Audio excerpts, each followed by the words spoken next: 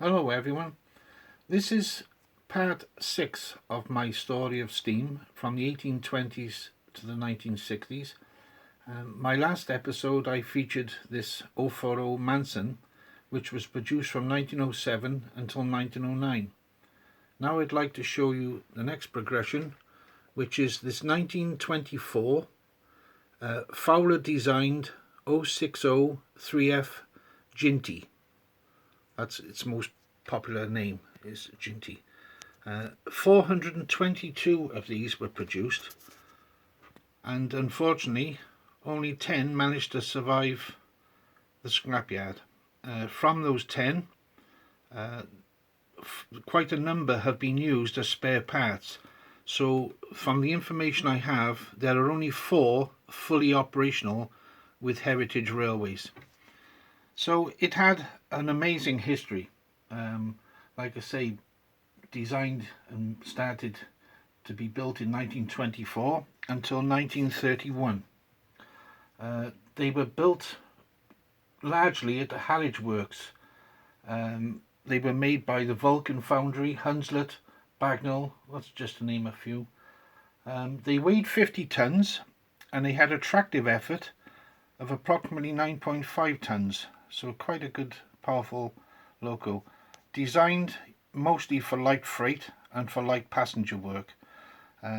They were also used as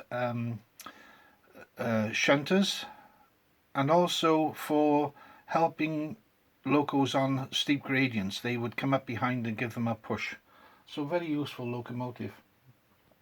In 1939, the War Department sent 8 of these over to France, and in 1948 5 were returned by the SNCF, the French National Railway, and put back into LMS service.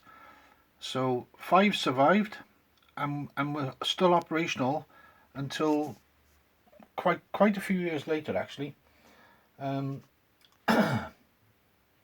then, Triang made these in 1952 until 1970, when Hornby took over Triang. So they became Hornby Triang, and they continued in production into the 70s, and then in 1978 Hornby made a retooled version, and I believe that was the one with the plastic chassis.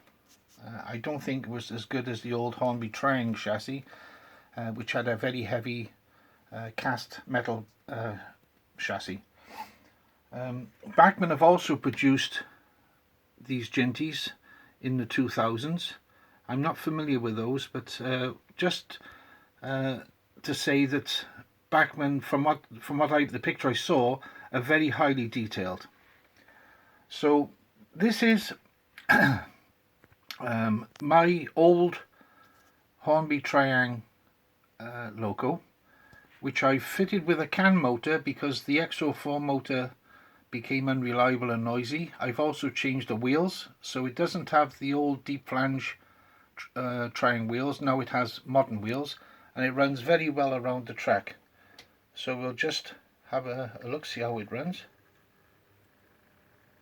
It's pulling a light load of mixed freight today.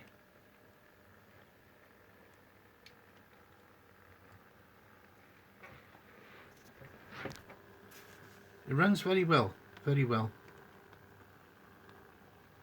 I actually bought 4 or 5 of these before I started building the layout. I started to collect some old locos, and I bought a job lot, and the chassis of this was one of them. I also had some panniers, and they were all fitted with the X04 motors. Some had the smoke pump, for want of a better word, the motor operated, a gear driven pump. So like I say, I discovered, after not understanding why they were derailing or stopping on points, etc., that the wheel flanges were too deep, because these were the Triang range were designed for Hornby Supertrack, which was deeper than the fine scale track that you find today, or the Code 100. So what happens is the wheel flanges actually hit the track stays and make that noise, you know. It's like it's running over cardboard, you know, that, that, that, that, that, that. So I discovered that that was the reason, it was the wheel flanges. So now you can see how it runs. I'll go down to the station and have a look at it coming through.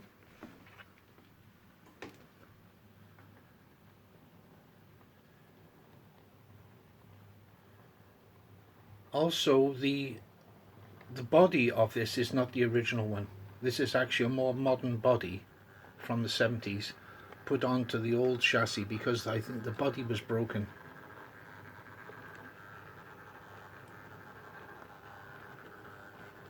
It runs very well, nice and slowly, nice and quietly.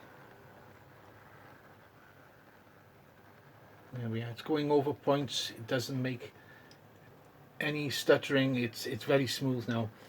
Like I say, I have two of these, and both of them have had their wheel sets changed for more modern ones, which are suitable for the Code 100 track.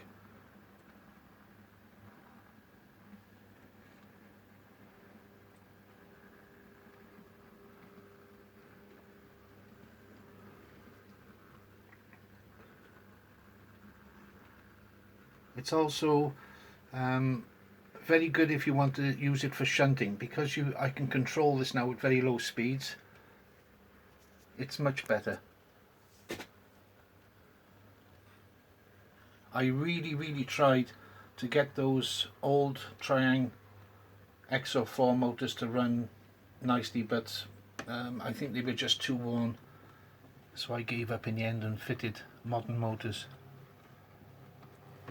To the purist, I probably upset a few people, but in the end I've managed to keep some old Locos running, and for me that's important.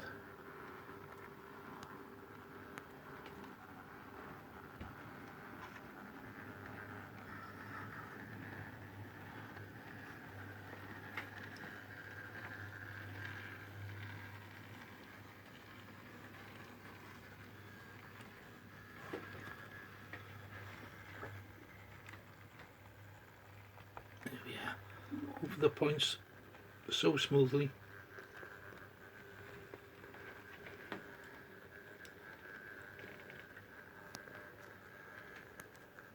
And the newer or retooled Jintys have what they call the Type 7 motor, which are really not very strong motors. I've had to replace, I think, 5 or 6 of those Type 7 motors in some of my Locos. So this one has a different motor completely. I wouldn't use the Type 7 in there. So what we'll do now is run my GWR version, hopefully. If I can get it to go the right way. Here we are. So this is my Jinty finished in GWR colours, which is not correct because the GWR didn't use them. So I'll just give it a gentle nudge because it's, there we are.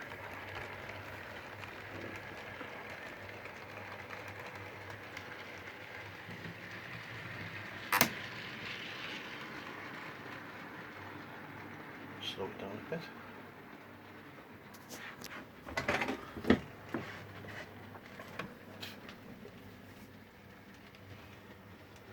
So this is exactly the same. It has the heavy Triang chassis with a can motor and modern wheels, and I think it runs like the other one very well.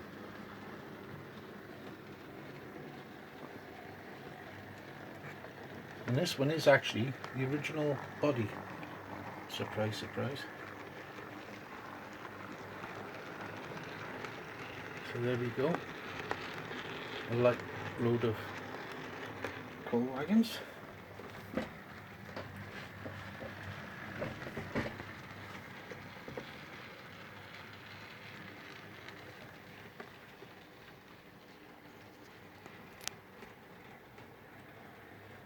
So like I say, to the purist it's wrong, but in the end I've managed to keep two of my favourite locos, and two of the first actual locos I bought, I've been able to keep them operational, which to me is more important than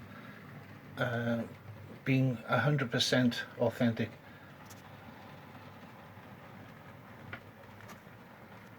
Okay, so we'll bring it to a nice gentle stop.